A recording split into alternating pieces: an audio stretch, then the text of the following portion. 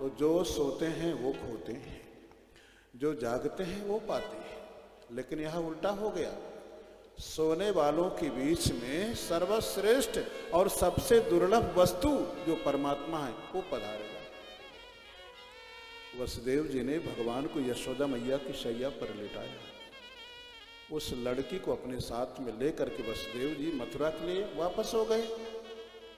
यशोदा मैया की शैया पर नील कमल जैसे अद्भुत सलोने शिशु के रूप में पड़े हुए भगवान ने पैर फेंक फेंक करके रोना प्रारंभ कर दिया। प्रश्न यह है, भगवान क्यों रोए?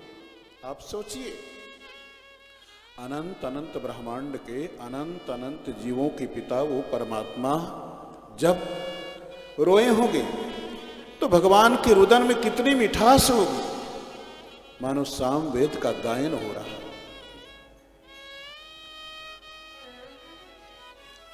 प्रश्न यह है, भगवान क्यों रोए? अनेक कारण हो सकते हैं। एक कारण तो ये, भगवान ने सोचा जिनके बीच में चल करके मैं इतनी दूर से आया वो सब इतने सोने वाले मिले, इतने सोने वाले, कोई मेरा स्वागत सत्कार भी नहीं कर रहा है। अगर जीव की मोह रूपी निद्रा को समाप्त करने के लिए भगवान को रोना पड़ जाए तो रो करके भी भगवान जीव की मोह निद्रा को समाप्त करते हैं। ये जीव किसी प्रकार जगे तो सही। भगवान के रोने का एक कारण और हो सकता है, इसलिए रोए भगवान कि एक भक्त मुझे छोड़ करके और माया को लेकर के चला गया। वसुदेव जी भगवान को यहाँ छोड़ करके उस लड़की को लेकर के गए जो कि साक्षात माया।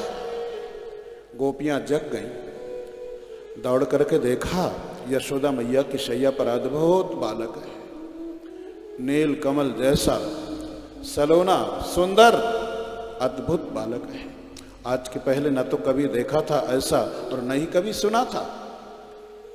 दौड़ पड़ी गोपियां, नंद बाबा को सूचना दिया। आज तो सूचना देने वालों की खूब बाना आई है। जो भी नंद बाबा को सूचना देता है, नंद बाबा उसे बहुमूल्य उपहार समर्पित करते हैं। पुत्र जन्म का समाचार सुन करके नंद बाबा के हृदय में परमानंद की बाढ़ आने लगी। नंदस्त्वात्मजे उत्पन्ने जाता ह्लादो महामनाः आहूय विप्रान् वेदज्ञान् स्नातः शुचिरलंकृतः। पुत्र जन्म का समाचार सुन करके नंद बाबा को पुत्र जन्म का समाचार सुन करके नंद बाबा बहुत प्रसन्न हुए। वसुदेव जी उधर उस लड़की को लेकर के मथुरा नगरी में कारागार में प्रवेश करते हैं। जैसे ही कारागार में प्रवेश किया, हथकड़ी बेड़ी में पहले जैसे बंधन में जकड़ गए, क्योंकि भगवान को खो करके आए हैं, माया को लेकर के आए हैं, इसलिए पहले जैसे बंधन में जकड़ गए। फाटक बंद हो गए। कंस के जो द्वारपाल थे सब जग गए। एक ने आवाज लगाया, जागते रहो जागते रहो। दूसरा कहने लगा, अभी तो खर्राटे भर रहे थे, सो रहे थे, अब कह रहे हो जागते रहो जागते रहो। उसने कहा, तुम भी तो सो रहे थे। उसने कहा, अरे भाई तू कहे न मेरी, मैं कहूं न तेरी, इस बात को यूं ही गोल मटोल रखो। तब तक लड़की ने रोना प्रारंभ कर दिया। ततो बालक ध्वनिम श्रुत्वा, लड़की रोने लगी। ग्वालपाल समझ गए, द्वारपाल समझ गए, देवकी की 8वीं संतान का जन्म हो चुका है। दौड़ करके कंस को सूचना दिया, महाराज देवकी की 8वीं संतान का जन्म हो चुका है। हड़बड़ा करके दौड़ करके कंस कारागार में आया। देवकी माँ से कहने लगा, दातुम अर्हसि मंदाया अंगे माम चरमाम प्रजाम, लाओ मुझे 8वीं संतान दो। देवकी माँ नेत्र में आंसू भर करके अपने आंचल को पसार करके कंस से कृपा की भीख मांगते हुए कहा, देखो भैया, दातुम अर्हसि मंदाया अंगे माम चरमाम प्रजा, ये मेरी अंतिम संतान है। आकाशवाणी ने 8वीं संतान से तुम्हारी मृत्यु जरूर बताई है, लेकिन ये तो लड़की है, ये कैसे मार सकती तुम्हें? इस अंतिम संतान के लिए मैं तुमसे कृपा की भीख मांगती हूँ। लेकिन कंस तो पूरा कसाई है, एक नहीं सुनता।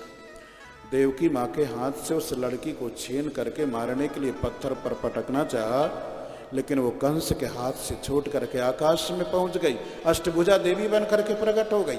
अनेक प्रकार के अस्त्र शस्त्र को धारण कर लिया। स्वर्ग के देवता, सिद्ध, चारण, गंधर्व, विद्याधर, अप्सराएं सब के सब उसकी पूजा कर रहे हैं।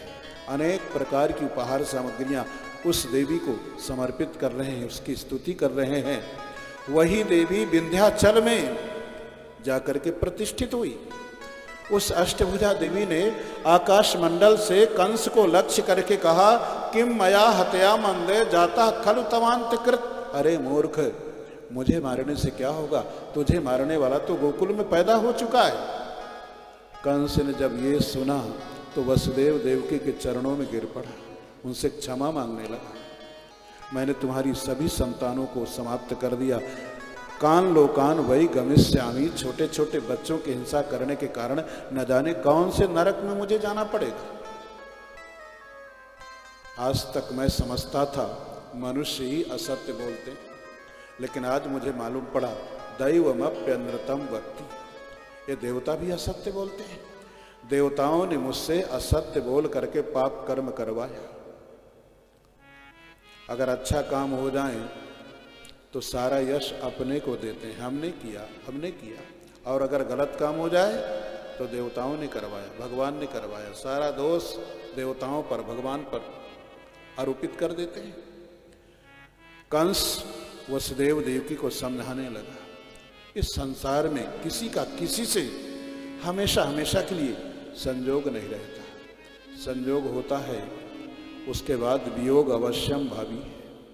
वसुदेव देवकी को कारागार से मुक्त करके कंस ने उनको उनके घर भेज दिया। सवेरा हुआ, कंस ने अपने सभी मंत्रियों को एकत्र करके रात्रि वाली घटना सुनाई। मेरा शत्रु गोकुल में पैदा हो चुका है, उसे कैसे समाप्त किया जा सकता है? कंस के जो दुष्ट मंत्री थे कहने लगे, महाराज आपको चिंता करने की जरूरत नहीं है, देवता तो पहले ही आपके सामने पराजित हो चुके हैं। किम क्षेम शूरैर विबुधई असंजुग विकथ नहीं। देवता एकांत में, अकेले में डींग मारने वाले आपके सामने पहले ही पराजित हो चुके हैं। देवताओं से आपको कोई भय है नहीं। रही बात ब्रह्मा की, तो ब्रह्मणा व तपस्या, ब्रह्मा कहीं तपस्या कर रहे होंगे, शंकर कहीं स्मशान में विहार कर रहे होंगे, इनसे आपको बिल्कुल भय नहीं। अगर आपको भय है तो केवल विष्णु से भय है। मूलम ही विष्णुर्देवा नाम यत्र धर्मः सनातनः। देवताओं में सर्वश्रेष्ठ है विष्णु, अपने आप समाप्त हो जाएगा। कंस के दैत्य चारों तरफ उपद्रव करने लगे, सनातन धर्म पर प्रहार करने लगे, भगवान के भक्तों को सताने लगे। लेकिन भाई, जब कोई संतों के ऊपर, भक्तों के ऊपर आक्रमण करता है, समझ लेना हंति श्रेयांसि सर्वाणि, वो अपने को ही समाप्त कर रहा है, अपने संपूर्ण कल्याण को, मंगल को ही समाप्त कर रहा है।